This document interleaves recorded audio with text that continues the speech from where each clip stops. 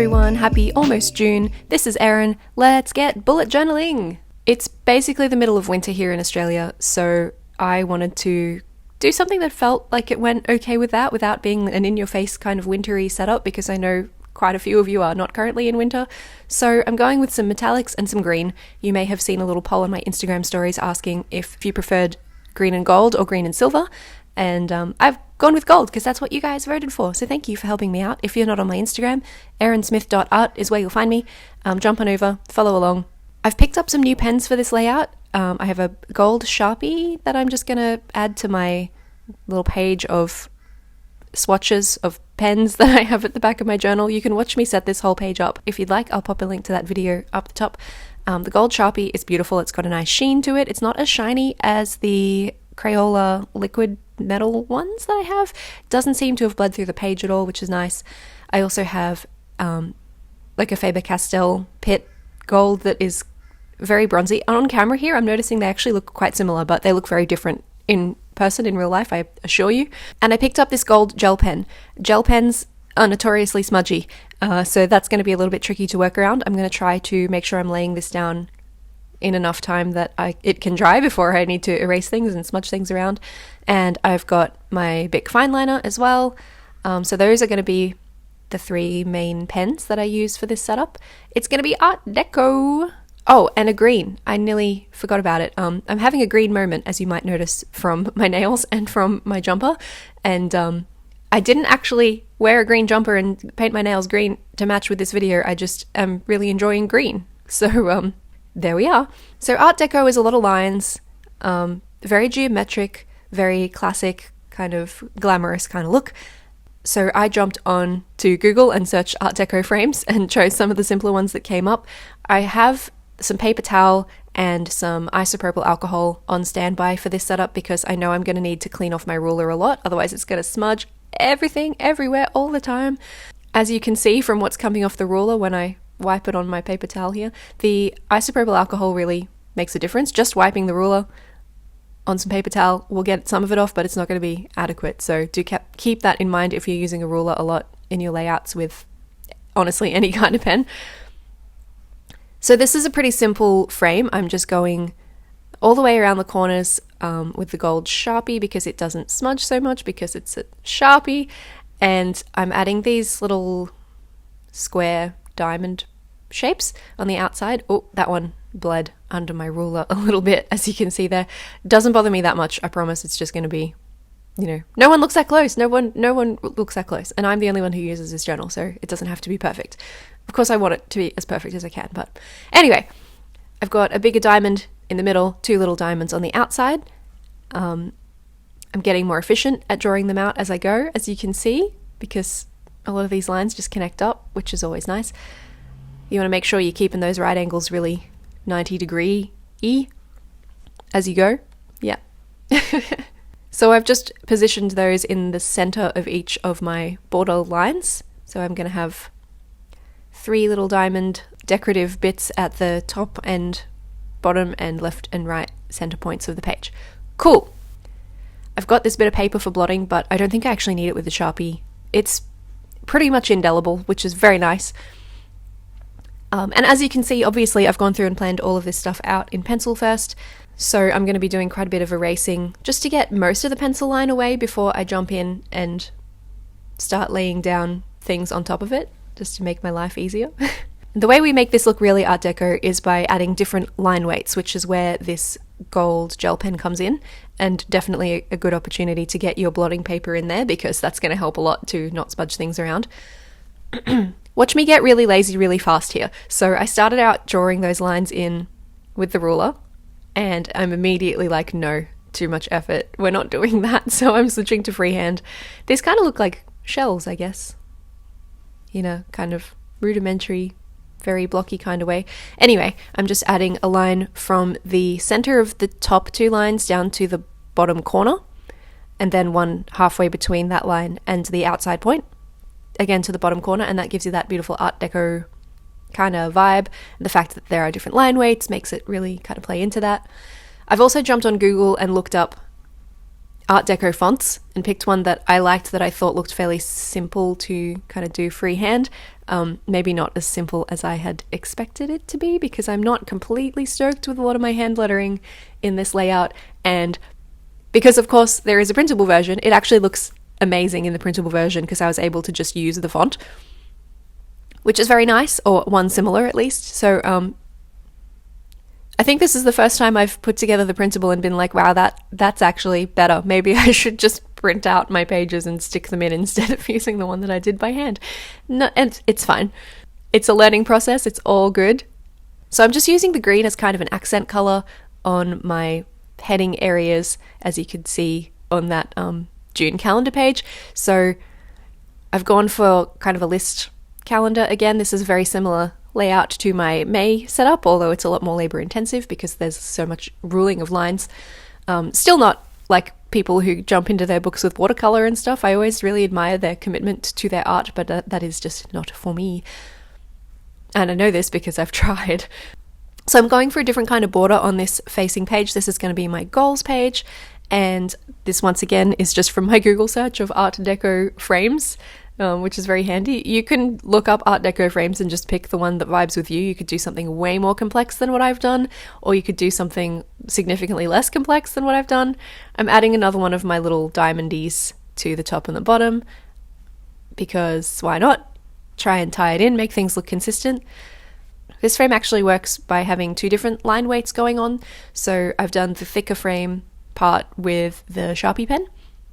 You could even stand to thicken it up a bit more and do sort of two lines on each of these spots. I didn't want to do that. And then I'm going to use the gold gel pen to give it the other kind of line weight, and that's going to work together. Just adding in 3 green lines for my different headings for my goals. I like to do, because I run 2 businesses and just general life goals, so one for each of them. And now I'm going to add in this thinner gold. So this one is going to be just inside of where that thick Sharpie border is, just inside of that, to make a very even frame. And then on the outside, it's going to make a little square where the dips are, if that makes sense. And as you can see, I'm lazy again, and I'm just freehanding those bad boys because they are fine on their own. And I think that actually looks really cool. My goals heading, as you'll see as I draw it out, maybe not so much. It's really hard to center off such a geometric and angular font, I guess, and spacing of the letters, like you can't just space it out super easily. The thing about Art Deco fonts is that round letters are usually really, really wide, whereas something like an I takes up very little space. So, you know, they're supposed to look that way, but I'm just really struggling with my round letters. I don't know. I also didn't want to put too much effort into it, so the June I think looks really good. The goals, less so, but that's okay. That's okay. Just going to add my headings in here. I've got life, ESP, and butter, because those are my 2 businesses. And I forgot to put any kind of heading on the June part, but it'll just be events and dates or something like that. Cool. And we're turning the page. This is going to be gratitude tracking on the left and habits on the right. The way I've set this up, I actually didn't kind of leave myself any space to have a gratitude tracking header. So there's no sort of like hand lettering going on this page. I'm thinking about adding a bit of a green stripe on either side of the decorative part that I'm going to put in the center of the page, and putting like gratitude on one side and diary or journal or something on the right side. And I did that for the printable version so that it's obvious what the page is. But let me know what you think. Does it need text or does it not need text? Jump into the comments and let me know. This one's a pretty simple border situation. So I like to divide my gratitude thingy into 2 columns. So I've done the thicker gold outline on the outside, and I'm doing the thinner gold border on the inside, and I'm just leaving it 1 space shy of if I was just going to do a normal box in each direction, because I'm going to angle off the edges just by 1 little boxy box. You'll see what I mean. I feel like I didn't explain that very well, but you will see what I mean.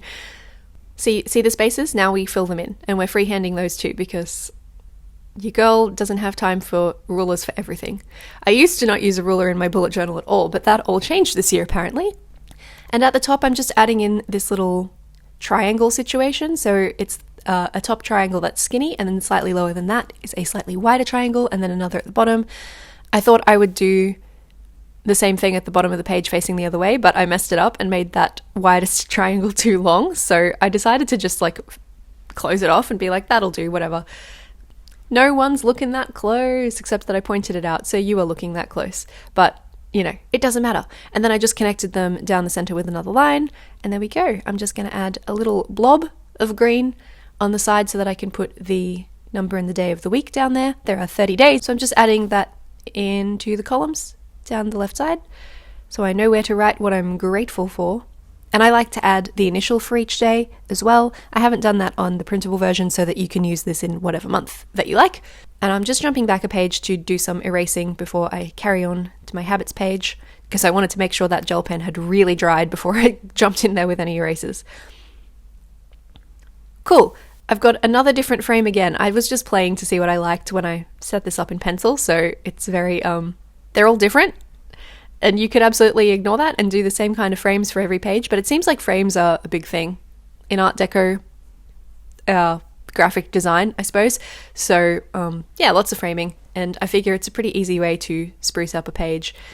Doing really different, really complicated designs for each page definitely takes a bit longer, so if you're doing the same thing over and over, this whole setup will not take you as long as mine did. Different decorating system for the top of this page again. This is 3 triangles that kind of overlap in the center. You can see it, you know what I'm doing. And then I just added a little diamond at the bottom because I thought it needed something there, I guess.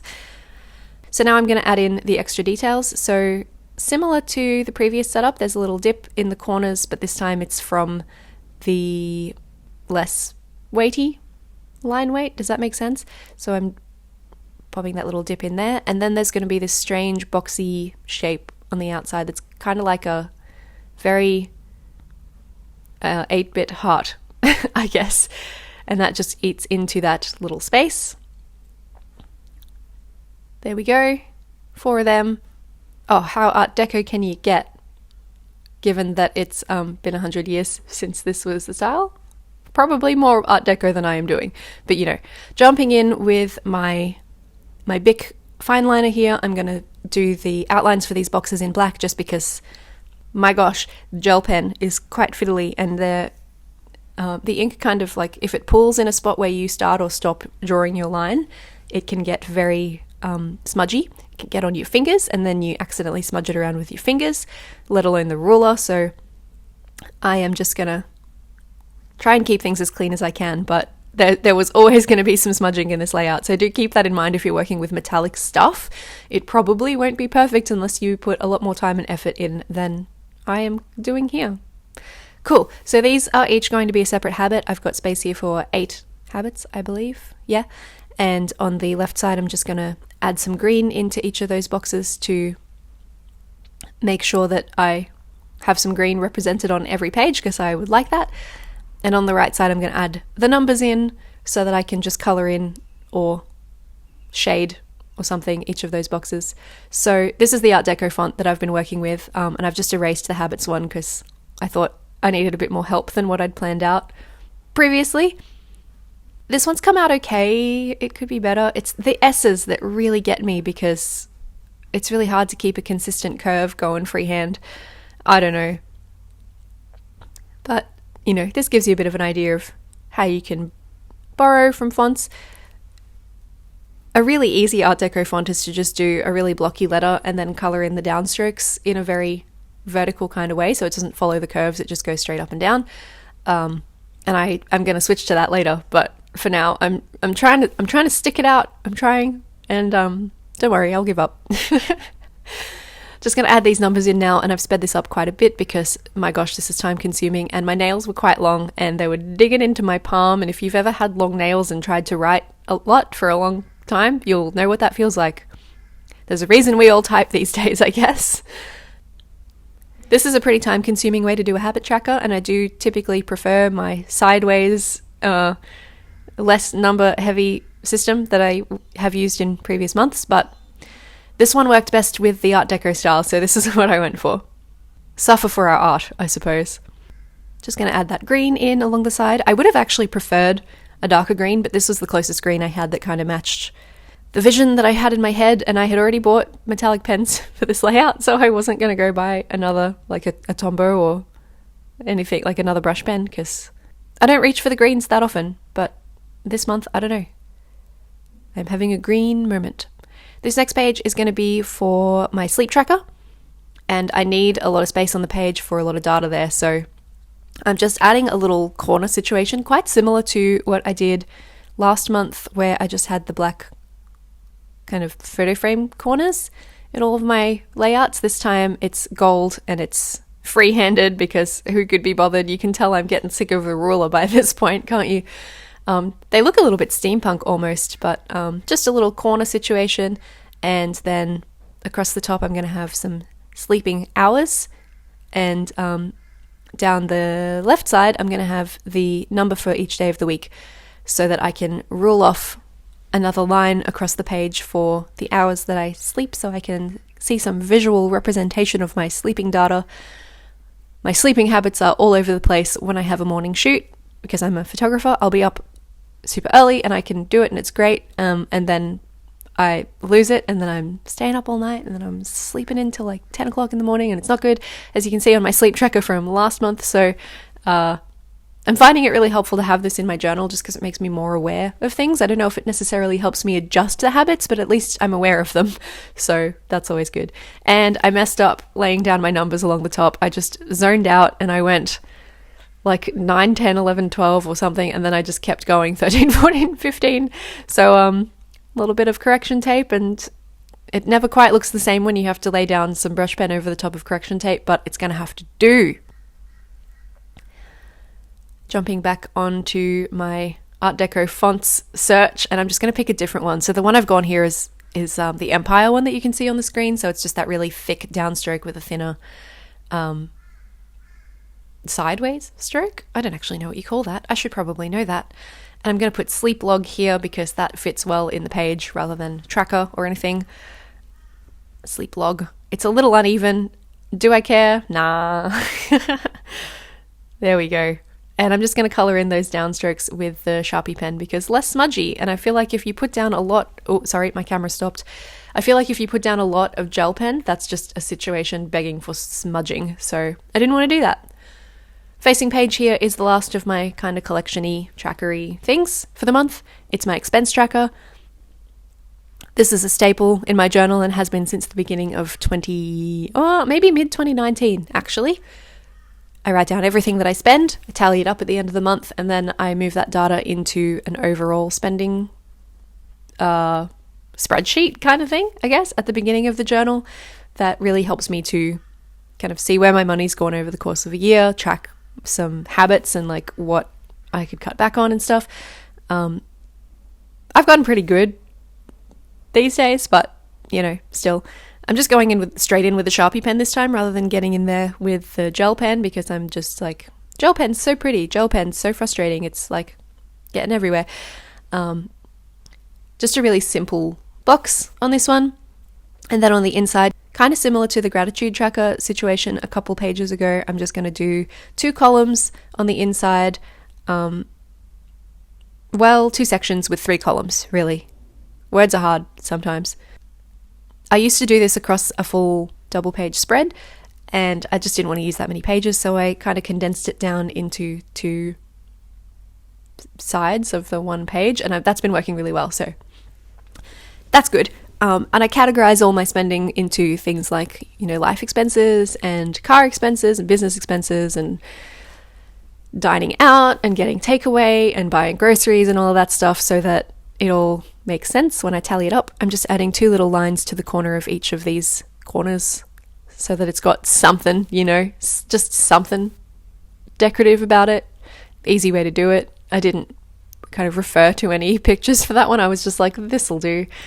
Cool. So these columns are item in the left side, cost and category, or I think I did category and then cost so that I can add things up a bit faster. I went a bit too far in one of those lines, so I'm just going to fix it up with some correction tape, add in item cost category along the top here, and I'm going to color those in green. I ordinarily would do that first before I put the fineliner down, but I hadn't decided yet that that was what I was going to do, so we'll come back to that. And this last one is going to be my single page weeklies I'm doing at the moment. This is basically the same layout that I did for May, rather, but I've just adapted it to look a bit more Art Deco. So this is that same diamond situation from the first spread. I'm just doing one of those for each day of the week down the left side of the first page, and I'm going to add another little diamond next to each of those.